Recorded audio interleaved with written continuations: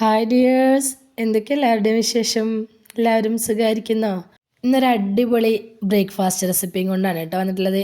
നല്ല എളുപ്പത്തിൽ ചെയ്തെടുക്കാൻ പറ്റിയിട്ടുള്ള നല്ല ടേസ്റ്റി ആയിട്ടുള്ളൊരു ദോശയുടെ റെസിപ്പിയാണ്. കടലമാവ് വെച്ച് ചെയ്തെടുത്തിട്ടുള്ളതാണ് കേട്ടോ. അപ്പോൾ വീഡിയോയിലേക്ക് പോകുന്നതിന് മുമ്പ് വീഡിയോ എല്ലാവരും ഒന്ന് സ്കിപ്പ് ചെയ്യാതെ മുഴുവനായിട്ട് കാണാൻ ശ്രമിക്കണേ. അപ്പോൾ ഇതെങ്ങനെ ഉണ്ടാക്കുന്നതെന്ന് നോക്കിയാലോ? അതിനായിട്ട് ആദ്യം തന്നെ ഒരു മിക്സഡ് ജാർ എടുത്ത് വെച്ചിട്ടുണ്ട്. അതിലേക്ക് ഒരു 1.5 കപ്പ് കടലമാവാണ് ഞാൻ എടുത്തിട്ടുള്ളത്. നിങ്ങൾക്ക് എത്രത്തോളം ആവശ്യമായിട്ടുണ്ടോ അത് എടുക്കാം കേട്ടോ. ഒരു മീഡിയം സൈസിലുള്ള പൊട്ടാറ്റോ അതുപോലെ പുഴുങ്ങിയിട്ട് അത് ചേർത്ത് കൊടുക്കുന്നുണ്ട്. അപ്പോൾ ഉരുളക്കിഴങ്ങ് വേണമെന്ന് നിർബന്ധമൊന്നുമില്ല, എൻ്റെ കയ്യിൽ ഉണ്ടായിരുന്നതുകൊണ്ട് ഞാൻ ചേർത്ത് കൊടുത്തതാണ്. പിന്നെ ഒരു മുട്ട പൊട്ടിച്ചൊഴിച്ചിട്ടുണ്ട്. മുട്ട സ്കിപ്പ് ചെയ്യാതെ ചേർക്കണം കേട്ടോ. അതുപോലെ തന്നെ ആവശ്യത്തിന് ഉപ്പും കൂടി ചേർത്ത് കൊടുത്തിട്ടുണ്ട്. ഇനി ഇതിലേക്ക് കുറച്ച് വെള്ളം ഒഴിച്ച് കൊടുത്തിട്ട് നന്നായിട്ടൊന്ന് അരച്ചെടുത്തുകൊണ്ട് വരണം. ഞാനിപ്പോൾ ഇത് നന്നായിട്ടൊന്ന് അരച്ചെടുത്തുകൊണ്ട് വന്നിട്ടുണ്ട്. അപ്പോൾ ആദ്യം തന്നെ ഒരുപാട് വെള്ളം ഒഴിച്ചിട്ട് അരയ്ക്കരുത്. ഒരു ദോശമാവിൻ്റെ ഒരു കൺസിസ്റ്റൻസി നമുക്കറിയാമല്ലോ, ആ ഒരു കൺസിസ്റ്റൻസിയിലാണ് നമുക്കിത് എടുക്കേണ്ടത്. അതിനുള്ള വെള്ളം നോക്കി ഒഴിച്ച് കൊടുത്തിട്ട് അരച്ചെടുക്കുക കേട്ടോ. എന്നിട്ട് മിക്സിയുടെ ജാർ ചുഴറ്റിയിട്ട് കുറച്ച് വെള്ളം കൂടി ഞാൻ വീണ്ടും ഒഴിച്ച് കൊടുത്തിട്ടുണ്ട്. അപ്പോൾ വെള്ളം നിങ്ങളുടെ അളവിനനുസരിച്ച് ഒഴിച്ചു കൊടുക്കുക. കടലമാവിൻ്റെയും പൊട്ടറ്റോയുടെ അളവിനനുസരിച്ച് വ്യത്യാസം വരും കേട്ടോ.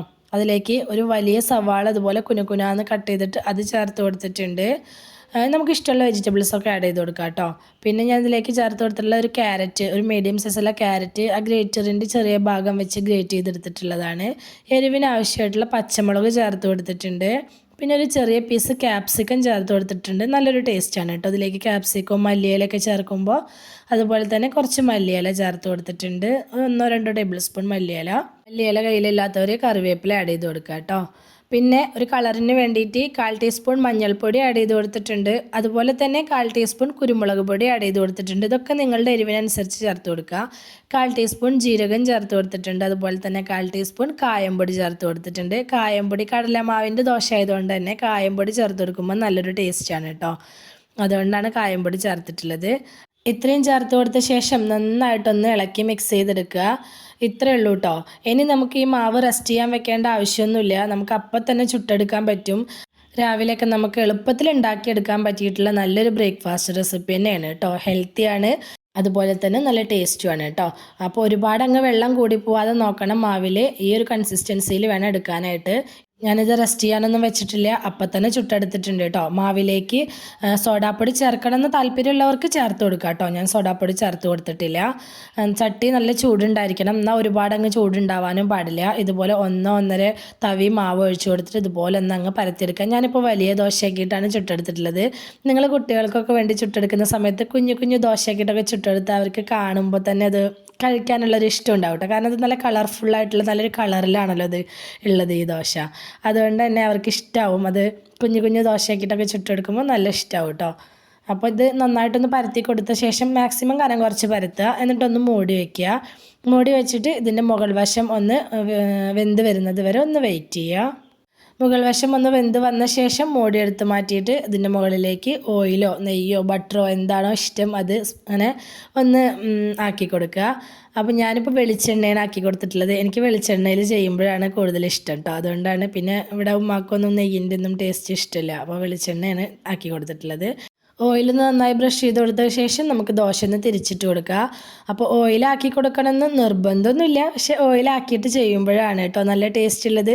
എന്നിട്ട് അതിൻ്റെ നമ്മൾ തിരിച്ചിട്ട് കൊടുത്ത ഭാഗം നന്നായിട്ടൊന്ന് മൊരിഞ്ഞ് വരുന്നത് വരെ ഒന്ന് വെയിറ്റ് ചെയ്യുക. അങ്ങനെ മൊരിഞ്ഞ് വന്ന ശേഷം നമുക്കിത് ചട്ടിയിൽ നിന്ന് എടുത്ത് മാറ്റാം. നമ്മളിപ്പോൾ ആദ്യം ചുട്ട ദോശ ഇതാ റെഡി ആയിട്ടുണ്ട്. നല്ല അടിപൊളി ദോശയാണ് കേട്ടോ. അപ്പോൾ ബാക്കിയുള്ളതും കൂടി ഞാൻ ഇതുപോലെ ചുട്ടെടുത്തിട്ടുണ്ട്. കാണുമ്പോൾ തന്നെ നല്ല ഭംഗിയുള്ളൊരു കളറാണ്. അതുപോലെ തന്നെ കഴിക്കാനും നല്ല ടേസ്റ്റാണ് കേട്ടോ. അത് ചൂടോടുകൂടി കഴിക്കാൻ അടിപൊളിയാണ്.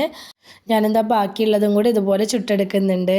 പിന്നെ സബ്സ്ക്രൈബ് ചെയ്യാതെ കാണുന്ന നമ്മുടെ പുതിയ കൂട്ടുകാർ ആരെങ്കിലും ഉണ്ടെങ്കിൽ പ്ലീസ് ഒന്ന് സബ്സ്ക്രൈബ് ചെയ്ത് സപ്പോർട്ട് ചെയ്യണേ. കൂടെയുള്ള ബെൽ ബട്ടണും കൂടി ഒന്ന് ക്ലിക്ക് ചെയ്ത് വയ്ക്കുകയാണെങ്കിൽ ഞാനിടുന്ന പുതിയ വീഡിയോസിൻ്റെയൊക്കെ നോട്ടിഫിക്കേഷൻ നിങ്ങൾക്ക് കിട്ടുന്നതായിരിക്കും കേട്ടോ. അതുപോലെ തന്നെ വീഡിയോ കണ്ടുകൊണ്ടിരിക്കുന്ന സമയത്ത് ലൈക്ക് ചെയ്യാൻ മറക്കല്ലേ. ആ ലൈക്ക് ബട്ടൺ ഒന്ന് പ്രസ് ചെയ്ത് വെക്കണം കേട്ടോ. അപ്പോൾ ഈ ദോശ എന്ന് പറയുമ്പോൾ നമ്മൾ സാധാരണ അരി ഉഴുന്നൊക്കെ അരച്ചുണ്ടാക്കുന്ന ആ ദോശയിൽ നിന്നൊക്കെ ഒരുപാട് വ്യത്യസ്തമായിട്ടുള്ള ടേസ്റ്റുള്ള ദോശയാണ് കേട്ടോ. പക്ഷേ ഇത് ചൂടോടുകൂടെ കഴിക്കാനാണ് കേട്ടോ നല്ല ടേസ്റ്റ് ആയിട്ടുള്ളത്. അപ്പോൾ നിങ്ങൾക്ക് ഇഷ്ടമാവും, തീർച്ചയായിട്ടും ഒന്ന് ട്രൈ ചെയ്ത് നോക്ക്. ബ്രേക്ക്ഫാസ്റ്റ് ആയിട്ടോ ഡിന്നറായിട്ടോ എങ്ങനെ വേണമെങ്കിലും നമുക്കിത് എടുക്കാം. ഒരു വ്യത്യസ്തമായിട്ടുള്ള ടേസ്റ്റ് തന്നെയാണ്. കറിയൊന്നും വേണ്ട കേട്ടോ ഇത് കഴിക്കാനായിട്ട്. അത് ചൂടോട് കൂടെ കഴിക്കാനാണെങ്കിൽ വെറും ചായ മാത്രം മതി. അപ്പോൾ കറി വേണമെന്നുണ്ടെങ്കിൽ ചട്നി ചമ്മന്തിയുടെ കൂടെയൊക്കെ സെർവ് ചെയ്യുക. വീഡിയോ ഇഷ്ടമായിട്ടുണ്ടെങ്കിൽ മറക്കാതെ ലൈക്ക് ചെയ്യണേ. നിങ്ങളുടെ അഭിപ്രായങ്ങളൊക്കെ കമൻറ്റായിട്ട് പറയണം. അതുപോലെ തന്നെ റെസിപ്പി ഇഷ്ടമായിട്ടുണ്ടെങ്കിൽ അത് നിങ്ങളുടെ ഫ്രണ്ട്സിനോ ഫാമിലിക്കൊക്കെ ഒന്ന് ഷെയർ ചെയ്ത് കൊടുക്കുക കൂടി വേണേ. ഇതുവരെ കൂടെ നിന്ന് സപ്പോർട്ട് ചെയ്തിട്ടുള്ള എൻ്റെ എല്ലാ മുത്തുമണികൾക്കും ഒരുപാട് നന്ദി. എന്നാൽ ശരി, സിമ്പിൾ ആൻഡ് ടേസ്റ്റി റെസിപ്പിയുമായി ഞാൻ വീണ്ടും വരാം. ബൈ.